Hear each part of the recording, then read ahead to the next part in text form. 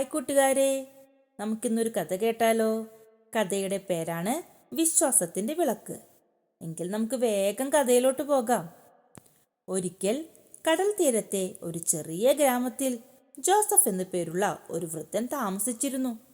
വർഷങ്ങളായി അയാൾ ഒറ്റയ്ക്കായിരുന്നു താമസിച്ചിരുന്നത്.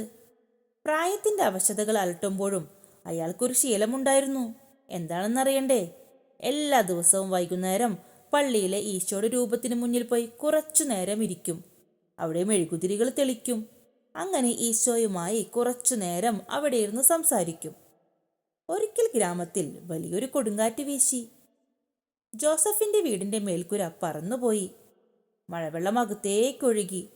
തണുത്തു വിറച്ച ജോസഫ് തന്റെ ചെറിയ മുറിയിൽ ഒതുങ്ങിക്കൂടി.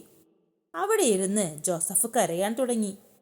തന്നെ സഹായിക്കാൻ ആരുമില്ലല്ലോ എന്നോർത്ത് അയാൾ വല്ലാതെ സങ്കടപ്പെട്ടു. ഒറ്റയ്ക്കായതുപോലെ അയാൾക്ക് തോന്നി. പിറ്റേന്ന് രാവിലെ അവശനായ ജോസഫ് പള്ളിയിലേക്ക് നടന്നു. ഈശോയുടെ രൂപത്തിന് മുന്നിൽ നിന്ന് അയാൾ പരിഭവത്തോടെ ചോദിച്ചു, ഈശോയെ, ഇന്നലെ രാത്രി ഞാൻ എത്രത്തോളം പേടിച്ചുവെന്ന് നിനക്കറിയാമോ? ആ കൊടുങ്കാറ്റിൽ ഞാൻ മരിച്ചു പോകുന്നവരെ തോന്നി. നീ അപ്പോഴേക്ക് എവിടെയായിരുന്നു? എന്നെ സഹായിക്കാനും നീ വന്നില്ലല്ലോ. പെട്ടെന്ന് പള്ളിയിലെ അച്ഛൻ അങ്ങോട്ട് വന്നു.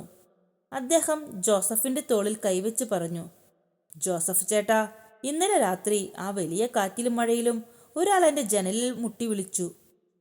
ജോസഫ് ചേട്ടന്റെ വീട് അപകടത്തിലാണെന്നും അങ്ങോട്ട് പെട്ടെന്ന് വരണമെന്നും അയാൾ എന്നോട് പറഞ്ഞു. ഞങ്ങൾ വന്നപ്പോൾ ചേട്ടൻ നല്ല ഉറക്കമായിരുന്നു. വീടിന്റെ കേടുപാടുകൾ തീർക്കാൻ വേണ്ട ആളുകളെയും കൂട്ടി ഞങ്ങൾ ഇപ്പോൾ അങ്ങോട്ട് വരികയായിരുന്നു. ജോസഫ് അത്ഭുതപ്പെട്ടു. അയാൾ ചോദിച്ചു, ആരായിരുന്നു അച്ഛാ എന്നെപ്പറ്റി അച്ഛനോട് വന്ന് പറഞ്ഞത്?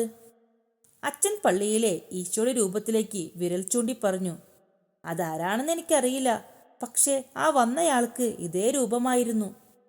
ജോസഫിന്റെ കണ്ണുകൾ നിറഞ്ഞൊഴുകി. താൻ ഒറ്റയ്ക്കാണെന്ന് കരുതിയ നിമിഷങ്ങളിൽ പോലും ഈശോ തന്റെ അരികിലുണ്ടായിരുന്നുവെന്ന് ജോസഫ് തിരിച്ചറിഞ്ഞു. കൂട്ടുകാരെ, ഈ കഥയിലൂടെ നിങ്ങൾക്ക് എന്താണ് മനസ്സിലാക്കാൻ കഴിഞ്ഞത്?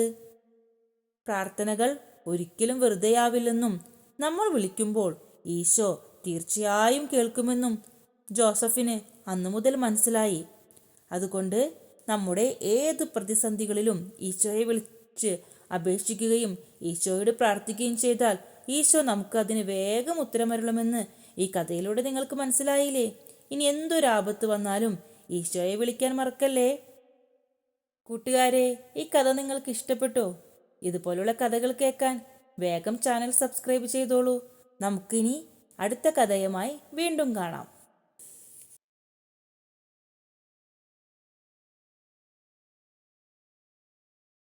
അവരെ സഹായിക്കാനും അവരെ സ്നേഹിക്കുവാനും ദൈവം നമ്മോട് പറയുന്നു. അപ്പോഴെല്ലാം നാം ദൈവത്തെ തന്നെയാണ് സ്നേഹിക്കുന്നത്. അതുകൊണ്ട് ഇനിയുള്ള കാലം മറ്റുള്ളവരെ സഹായിച്ചും സ്നേഹിച്ചും നമുക്ക് മുന്നോട്ട് പോകാം. എല്ലാവരെയും ദൈവം അനുഗ്രഹിക്കട്ടെ.